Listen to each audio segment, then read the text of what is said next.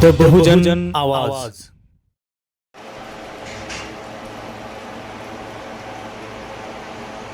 नमस्कार, मी सदानंद खिल्लारे. आपण पाहतात द बहुजन आवाज.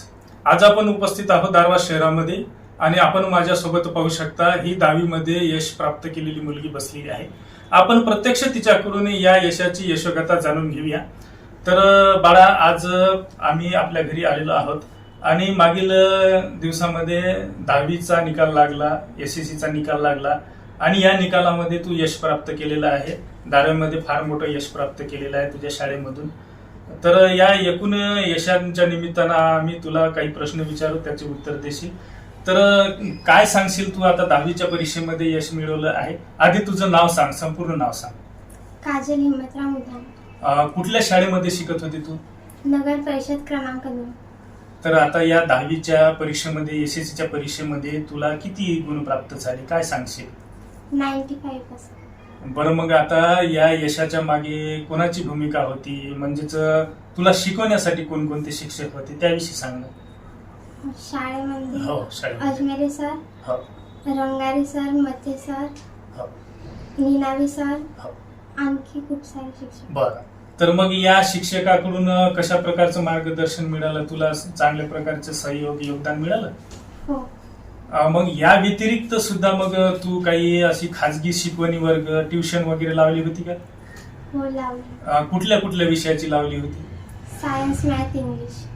बरं, मग आता या परीक्षेमध्ये तुला 10वीच्या परीक्षेमध्ये एकूण 95% गुण प्राप्त मिळालेले आहे.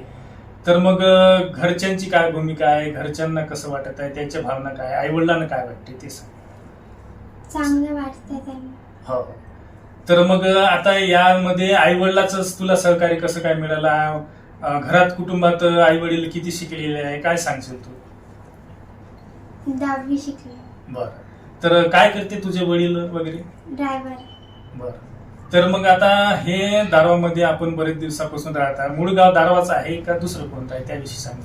पेकड आहे. बरं, तर मग या पेकरड्या या गावावरून कधी तुम्ही दारवामध्ये स्थायी झाला, इथं आला? खूप वर्षापासून. बरं, तर मग आता वडील तुझे ड्रायव्हर आहेत, वाहतुकीची सेवा देतात लोकांना आणि त्या निमित्ताने बाहेर जास्त असतात. तर मग अभ्यास वगैरे करण्यासाठी घरात कोणी मदत करत होती का काय? नाही, मी स्वतःच करते. अरे बाबा. तर मग स्वतःच तू अभ्यास केला आणि काही मग परीक्षा वगैरे असे काही पेपर संच वगैरे सोडवले होते का? हो. यातनी मग कोण मार्गदर्शन केलं, कोण सहकार्य मदत केली तुला? टेस्ट सिरीज लावली होती. बरं, तर आपण या विद्यार्थिनीशी संवाद साधतो आहे. काजल हिम्मतराव मुदाने असं या मुलीचं नाव, आणि तिनं सांगितलेलं आहे की पेकरडा या गावावरून तिचे वडील म्हणजेच एकूण कुटुंब हे दारवा येथे आले आणि दारवा येथे स्थायी राहून तिने इथे अभ्यास केला आणि तोटक्या शिकवणी वर्गावर तिनं भरपूर यश मिळवलेलं आहे. 95% गुण प्राप्त केलेले आहे आणि प्रावीण्यासह यश मिळवलेलं आहे. घरची साधारण परिस्थिती, वडील ड्रायव्हर कीचा व्यवसाय करतात. या व्यवसायानिमित्त बरेचदा बाहेरगावी राहावं लागतं, ये जा करावं लागतं. घर कुटुंबात इतर कुठल्याही प्रकारची अभ्यासाला घेऊन मदत नाही, परंतु स्वतःच्या हिमतीवर, स्वतःच्या कार्यकर्तृत्वावर ह्या मुलीने हे संपूर्ण यश असं प्राप्त केलेलं आहे. आणि या यशाची यशोगाथा ही दारवा शहरामध्ये आणि एकूणच दारवा तालुक्यामध्ये सुद्धा गुंजत आहे. छोट्याशा पेकरड्या या गावावरून आलेली ही मुलगी आपल्या आई वडिलांचं तसंच आपल्या शाळेचं नगर परिषद क्रमांक 2 यांचं सुद्धा नाव उज्ज्वल करीत आहे आणि भविष्यात सुद्धा करणार आहे. तर आम्ही या इथं आल्यानंतर कळलं की यापूर्वी सुद्धा तू कुठल्या परीक्षेमध्ये यश प्राप्त केलं होतं, काय सांगशील? NMMS मध्ये. बरं, मग विदर्भातून द्वितीय. आणि जिल्ह्यामधून? जिल्ह्यामधून पण द्वितीय.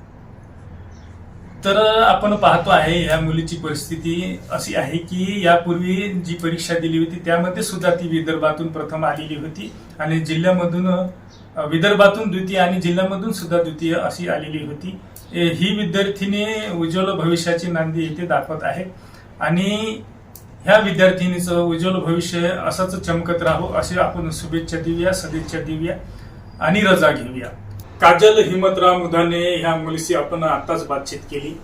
SSCच्या 10वीच्या परीक्षेमध्ये घवघवीत यश प्राप्त केलेलं आहे. तिचेच आई वडील पालक आपल्या सोबत उपस्थित आहे. आपण प्रत्यक्ष त्यांच्याशी विचारणा करूया.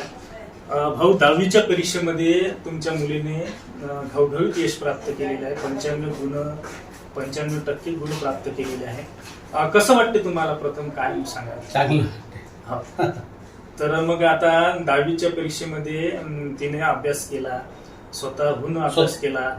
कसा अभ्यास केला काय सांगा. स्वतःहून अभ्यास करायला. हो. आणि मग कोणाचं सहकार्य वगैरे घरात सहकार्य मिळालं? आई राहत होती. हो. मग घरात असं कोणी काही शिकवायला होतं का नाही तिला? नाही नाही नाही. कोणीच नव्हतं शिकवायला. बरं, तुमचं शिक्षण किती झालेलं माझं आहे? मॅट्रिक. आणि मग व्यवसाय काय करता? व्यवसाय मी गाडी चालवत असतो, ड्रायव्हर. बरं. मग गाडी स्वतःची आहे का काय? हो, स्वतःची गाडी क्रुझर चालवतो. हो. मग यापूर्वी सुद्धा एका परीक्षेमध्ये यश प्राप्त केलं होतं म्हणून असं मला माहिती. हो, पास झाली होती ते. हो. हो. मग घर कुटुंबात असं कोणी मार्गदर्शन करायला तिला नाही असंच समजून चाललं? हो, नाही नाही, कोणीच नाही. म्हणजे स्वतःच्याच हिमतीवर, स्वतःच्याच कार्यकर्तृत्वावर तिनं अभ्यास केला आणि यश प्राप्त केलं असंच सांगाल ना? हो हो, ते स्वतःच केले. घर कुटुंबात एकूण किती जण राहतात? आम्ही काय 14 सांगाल? जण आहेत. कोण कोण? मी, काजल आणि सोम हो. आणि पत्नी, बरं. 14 जण राहतो. हो.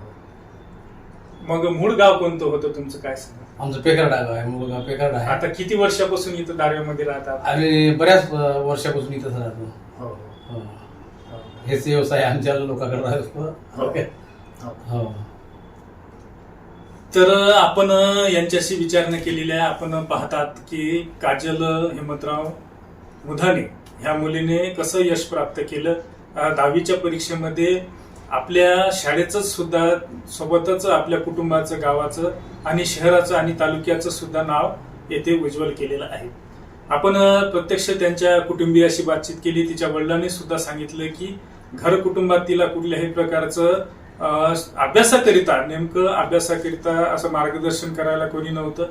व्यवसायानिमित्त मी नेहमीच बाहेर राहायचो अशा प्रकारचं यांनी सांगितलेलं आहे.